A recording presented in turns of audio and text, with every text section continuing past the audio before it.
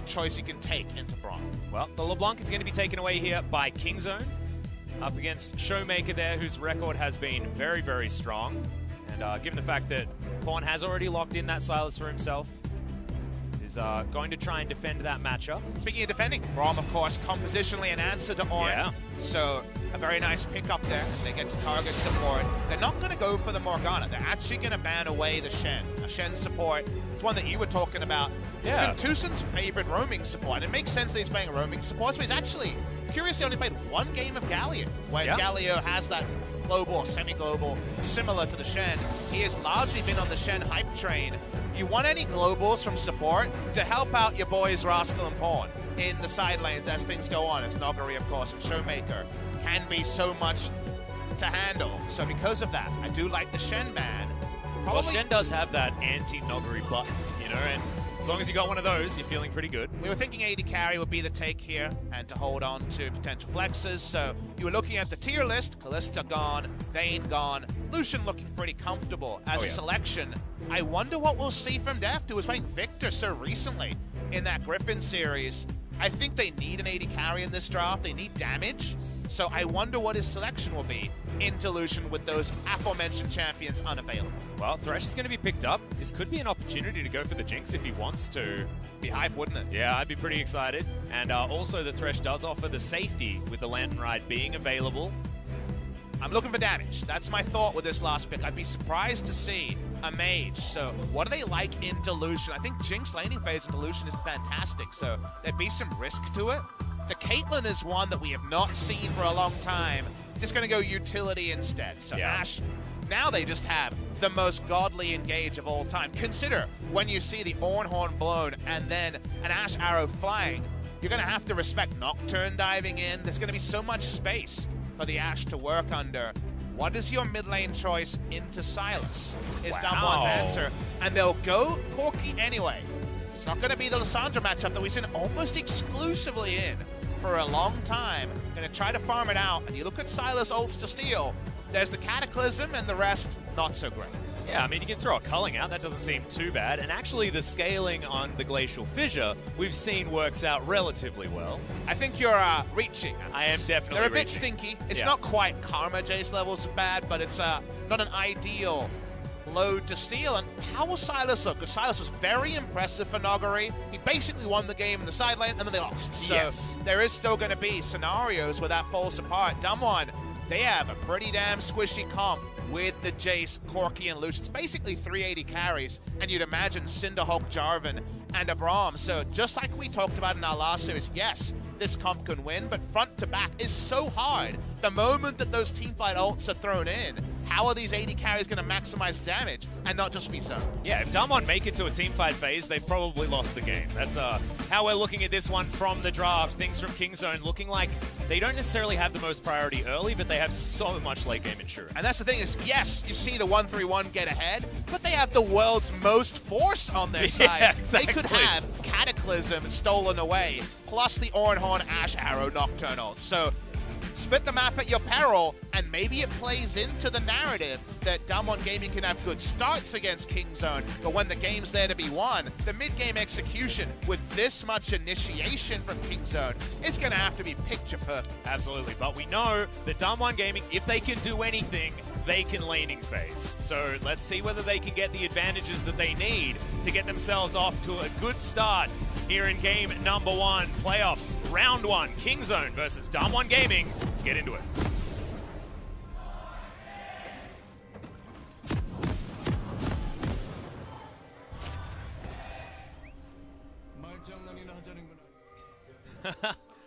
Audience is filling up here. In fact, not too many empty seats as I take a look around LoL Park. DAMWON Gaming are going to try and do it. They're going to try and run the entire gauntlet. SK Telecom has started sponsoring the LCK recently, and maybe in lieu of the T1 name switch when we get to summer. 5G networks was something we were researching before things go on, so a slight sellout moment there, given that we were researching it. Yeah. Apparently we can have faster internet on our phones, Alice. I know, and we're also very excited about it because we lived in Australia for so long, and fast internet is something that we don't really understand the concept of. Honestly, you step into Korea and it's catharsis for every Australian gamer.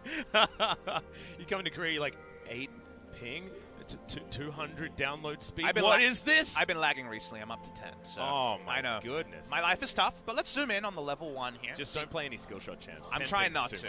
Every crazy. game, just going for the no skill shots. As Pawn runs into the mid lane. Again, Kingzone were very predictable about their draft when it came to the assignments in the first round.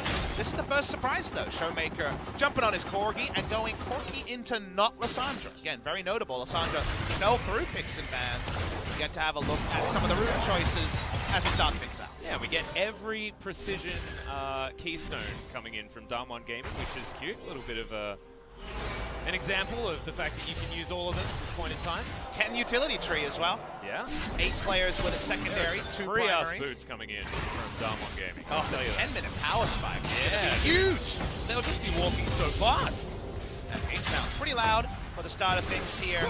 Obviously, Silas just wants to abuse passive and push, but that's going to be at the cost of a lot of poke from Corki. And Corki's base damage is, of course, on as respectable. Level 11 is when the rockets start really chunking people, so second win taken by Pawn. He's going to push, but be around 15% HP doing so. Hope will land, but it's just a bit of lane positioning now as Deft and Tucson, speaking of the push, they're happy to push for now. They don't have to respect the Jarvan just yet. He's seen on a ward, Thompson.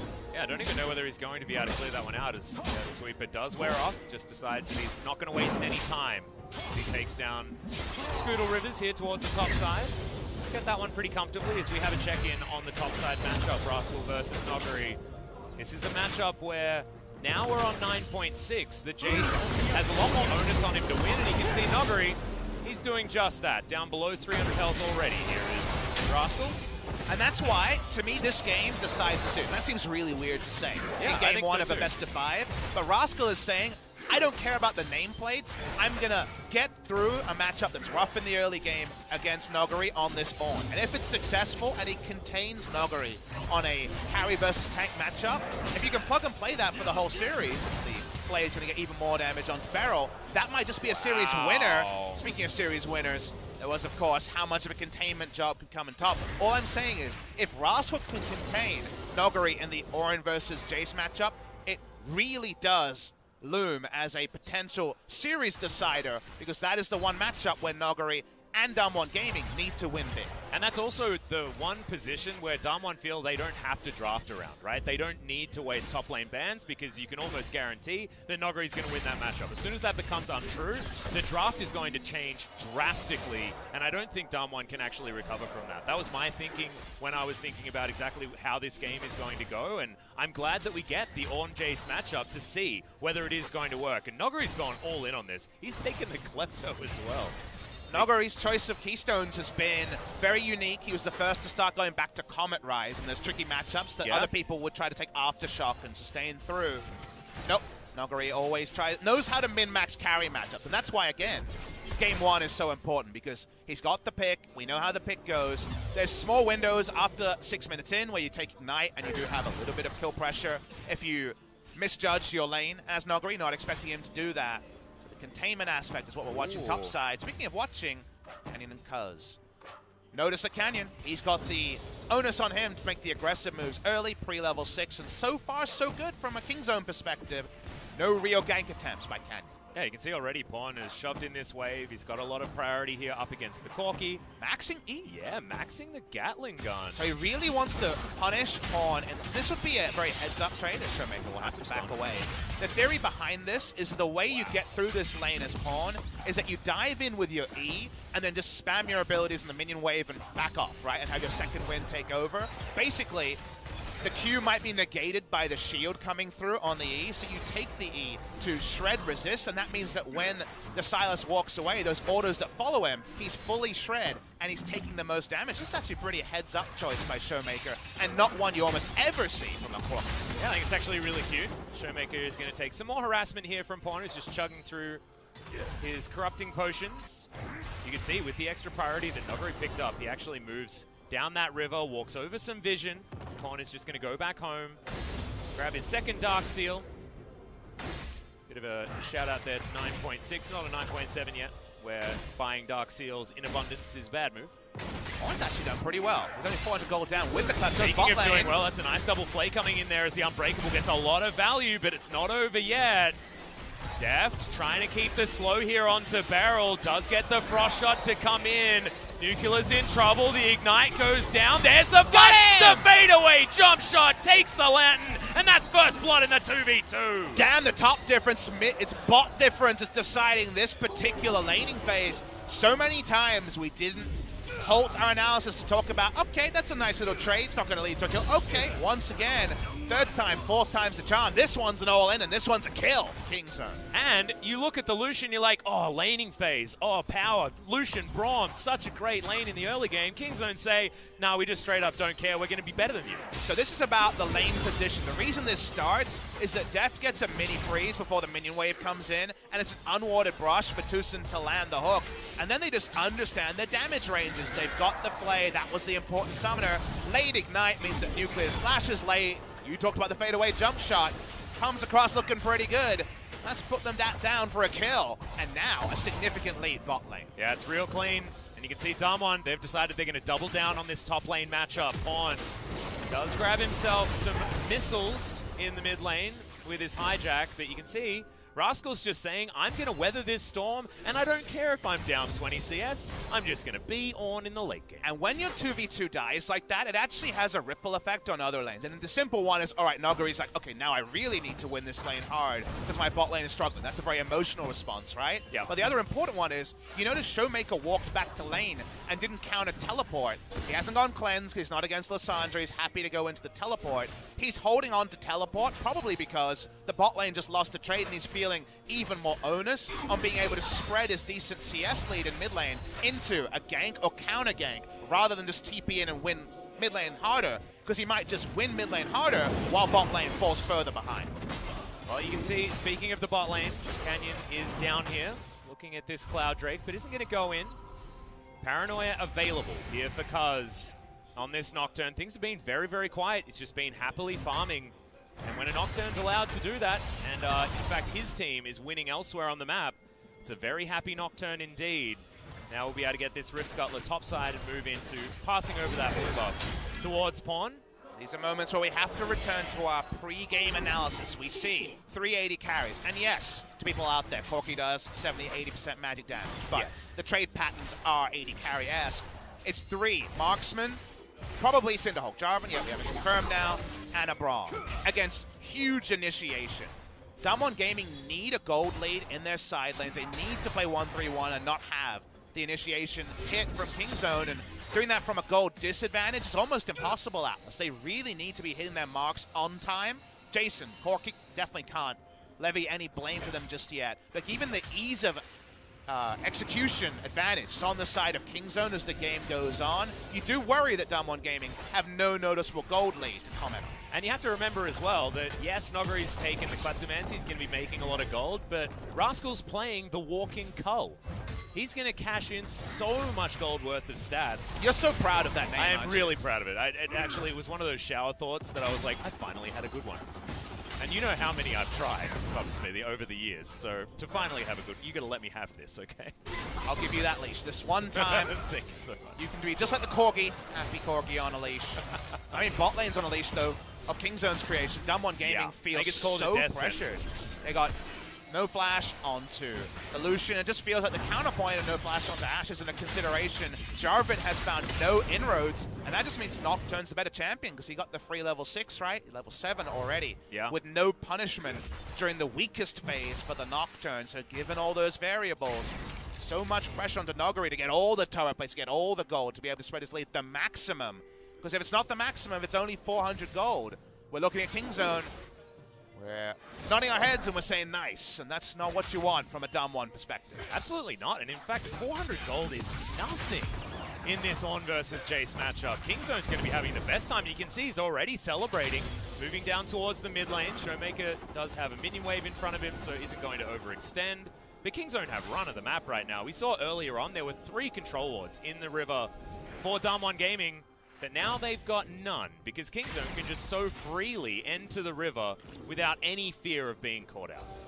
Interesting. Pawn is kind of going for one of his different builds. I'm guessing it's going to be Lichbane eventually into starting Sheen and working on a proto belt, but We'll wait and see. Pawn did go Black Cleaver Akali, so exactly. So Trinity Force Silence could be a thing. And he's playing so well, we have to give him a long leash, Atlas. Yeah, we exactly can't just right. sit here and laugh. We have and to. Also, I remember I think, I don't know whether you were there on the broadcast, but when he first picked up the Righteous Glory Rise was long before people were talking about it being a thing.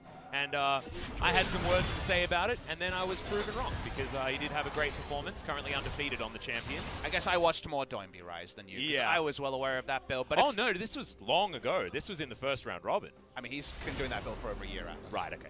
So it's, he's been watching his LPL, is all we know from that one. Come on, mate. I know it's not at the same time. Watch some odds once in a while. But top lane, speaking of odds. Yeah. Oh, gonna catch in there as Cuz does jump his way forward. This is a dangerous gank, though, as Noguri is looking to turn it around. But Bella's Breath, the brittle, nice boop there. As there's the Shock Blast, but that was a cancelled teleport in the mid lane. Pawn just denied Showmaker, but can Showmaker actually find these autos? There's the Valkyrie, gets the Kingslayer. Pawn picks up the Lantern, and Tucson gets rid of the Cork. Tucson's roaming timing there was really important. It's what drew the flash after all. Noguri did get the outplay in the 1v2 he needed, but not to the benefit of any kills, almost in the mid lane, as Pawn had to go super aggressive to interrupt the teleport from Showmaker. Really nice stuff there. DAMWON, they are going to be able to grab Shelly. Grabbing some topside control, which is what you garner yourself by picking up Noguri's Jace. He's got a lot of long swords, and Yomu's Ghost Blade. He is strong, but is he strong enough at this point in the game to deny Rascal? Because the armor is coming in thick and fast. That Righteous Glory will be built up very, very soon. Edward Scissorhands himself, Noguri, 7 swords already into the build. Oh, yeah. Is going to get, of course, as you would imagine, the Rift Herald summon. They know where their bread is buttered, and no surprise. Noguri is the one they're focusing on bot lane, though. Yeah, not going to be able to click the Lantern, and Deft is just taken down Beryl with the flanking Braum play, and he's successful. The execution, actually, onto Ashe there. Like you mentioned, couldn't click the Lantern, didn't even need a control ward to make it happen, and this is all in the while. The Noguri's got all those turret plates, and now they've got Rascal's flash. Yeah, flash out there from Rascal as he has to get away from that potential dive from Canyon.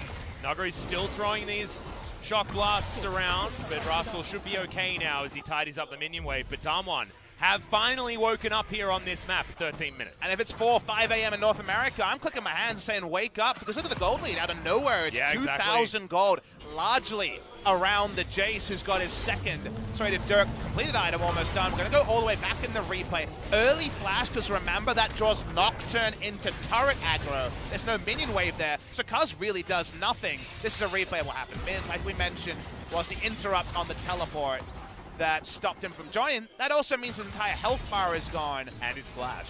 And we skip over the flash that was drawn onto the Corki, but we go to the bot lane and watch the end of this play. The stun comes in, and yep, stunned, no Lantern access, a death onto Ashe. And this is a lot of things happening. Well, now Rascal's going to break his way through the Cataclysm, something you can do with that Searing Charge as Kuz is making his way towards the bottom side. Demolish proc comes out of Tucson. Kuz clears out the ward and will be okay. Pawn picks himself up some rockets in the mid lane and will be able to get out of the way of Canyon. Yeah, it's like we talked about, kind of that random sampler of items. You will work towards Proto Belt and eventually a Lich Bane, like we assumed. Ninja Tabi there for the lane. Not that much physical damage to reduce in lane, but it's not really a laning phase anymore. We've got a turret down. Bot lane turret will soon probably go down. A lot of standing gold that Kingzone want to attend to. They don't want lane assignments that allow the Jace to be the one that sets the tempo of the game, because the Jace is now suddenly out of nowhere super fun. Almost double Dirk done at 16 minutes in terms of those completed items.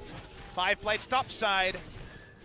Definitely Noguri. Find a way to close this game, but with his flash down, it is tricky to fully overextend on the Jace. Yeah, precisely. Checking out the turret plates, it is 15 minutes into the game. 640 gold going over to Kingzone, but 960 after Shelly cashed in so much. For DAMWON, turrets have been evened out. That gold is now within 2K between Kingzone and DAMWON.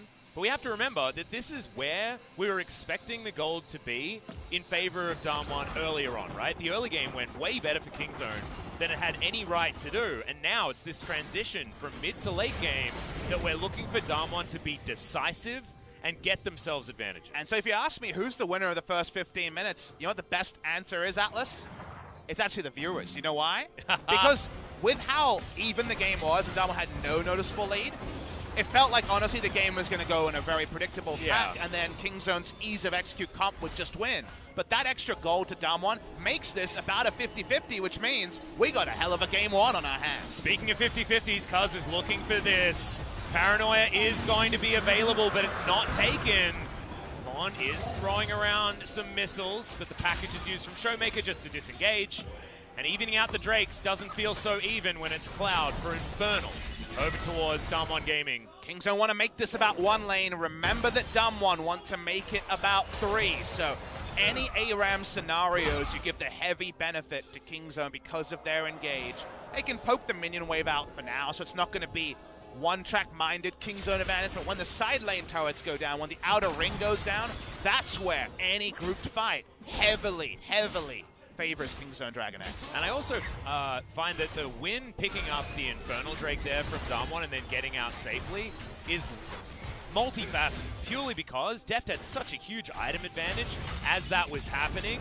It was an opportunity to get that team fight as now Paranoia comes down on the bottom side. Pawn taking so much damage. The arrow is going to land. Nuggery is going to be the first to go down. Kingslayer keeps Pawn alive, and that is the gank that we wanted out of Cuz. And this is a boxing match. There's a counter jab coming through from Kingzone. This is a round where those previous games, the 4-0 Kingzone over DAMWON regular season record, the games were won was mid-game onwards with the ability to out-rotate. DWG Gaming didn't have teleport on either Nuclear or Showmaker. They had no ability to get out of the fight there, and importantly, the tether range was long enough that through Flash, both Nocturne and Jace were able to apply that CC from the Nocturne onto the Jace and take him down. They're outnumbered here. Even if the teleports are available, they had to be channeled early because of the Paranoia. That means DAMWON's too far up. That's the equation to remember there, and the counter jab means suddenly advantage Kingzone. Yep, precisely. That's going to turn things around in a big way, actually. The gold is going to be almost even, and DAMWON are going to be thinking they're lucky stars that they managed to pick up that Infernal Drake that will give them a little bit more insurance as far as damage. In the later stages of the game, they have three champions that very much enjoy the Infernal Drake. And you can't always wombo 5-man Space Jam two people like what happened in that replay. But consider there's no objective on the map at 17 minutes for DAMWON to answer. That's easy. They didn't have the mid wave ready. They've already taken top lane outer. So there just was no counterplay to that play. There was no answering objective. And speaking of counterplay... Yeah, we're looking to do it again. Canyon is going to make his way down, but everyone from Kingzone is going to be here. Pawn even teleporting in as Showmaker. You can't cancel those anymore, and he wishes he could as Canyon is going to get slowed down. Goes into stopwatch as the arrow lands onto Showmaker. Thought it was aiming for Canyon, and now DAMWON are here to try and turn it around. Pawn's found Showmaker in the back line, and it's all going to hell in a handbasket for DAMWON Gaming, front to back, and Kingzone smashed them. Front to back, Kingzone DragonX, the super best friends. They're always 5-man group. There's no man left behind. And that just means that DWG Gaming go further and further into their demise. Yeah, and they're doubling down on mistakes, Papa. It's exactly not what you want to see. Noguri gets caught, and then everyone tries to clean up the mess. That is not how it works against this team fighting composition that Kingzone have for themselves. And it's exactly how we outlined the way it should go. Kingzone just found their small lead, but guess what? With cooldown reduction, we can do it all again. The next time we're out of replay, they dive in, and DAMWON, they're just too far out of position. They're trying to play 3 lanes against the 1-lane team, and down this lane they go. And it doesn't matter if DWG Gaming come in late. They're just coming in late to go into the death chamber. Precisely. You can see that it was a honest effort as they all try and get that re-engage working, but the Ornn's unkillable, and Deft was untouched in the backline for almost the entire fight. Triple kill for him as they walk away 5-0. The moment you lock in 3 marksmen, a frontline tank, and appealing support, then you know that Ashe will never be under any threat. How are you ever going to stop her from putting out max damage? Atlas, they don't have backline access. If you're Cinderhulk Jarvan and go in alone, remember you got no dive buddies on this lineup. Yeah. You just die. Doesn't matter. You're on a jungler's income. There's no way for you to be tanky enough. So because of that, Deft can just free hit. Bit of a visual bug here. He's simmering, but honestly, this is the NBA Jam moment. Deft's on fire. Damn right he is. He's hit that turbo button. Now they're looking for the Baron. See whether Kingzone can actually get some vision around it. Right now, DAMWON have a lot of control in that regard. Things certainly not over yet here, but the reason why we're talking so definitively about how this game is going to go is that Kingzone Ease of execution is so high moving into this late game with this composition. The fight that you just witnessed is only going to get easier as this game goes on. And that's why playing 3-lane comps like this against this much engage was never a thing in previous metas. It almost feels like we're back to split push Nidalee comps from the top lane 4 years ago, because there was always a time where enough tank items came in and the tank comp with the initiation always outscaled, right? And that's not necessarily true in this meta with how much gold you can gain through strong laning matchups like Jace versus Ornn in the early game. But there's always a turning point, Atlas, and I think we've seen it already. And now, how do you play multiple lanes when Ornn exists, when Nocturne and Ashe can also hard engage? The answer is probably, increasingly, you don't. Well, hook is going to land here. It does land onto Nogari as well, as we're looking for the re-engage. Cataclysm comes down from Canyon, but now the Ornn has sounded. The double knockup comes forward. Beryl keeps himself alive. Canyon's already dead. Nogari running for the hills, though, and they're too sticky. This Kingzone comp will just stay on you forever. And Showmaker doesn't do damage yet with 22 minutes in. Yeah, it's a really cute abscond to come out from Pawn, but Showmaker has nowhere to go. And this should just be Baron and should be Kingzone walking towards a pretty comfortable victory here in game number 1. And you see increasingly why the Corki last week was bold. It wasn't for the lane matchup, did well on the lane, but it wasn't the Lissandra answer that no one else has. And it's a scaling champion while they need to play early game. And if Jace could do it alone, it'd be enough. But too much engaged, Jace shut down twice, and this will be Baron, Kingzone DragonX. Yep, do some pretty good fishermen right there as we saw the death sentence land onto the Baron, but it's uncontested and Kingzone do pick that one up very easily. Let's see how this goes again. Arrow lands after the hook, and it's onto Nogari, so already chunked out of this fight. From there, Ornn comes down. Showmaker can't hit the same target.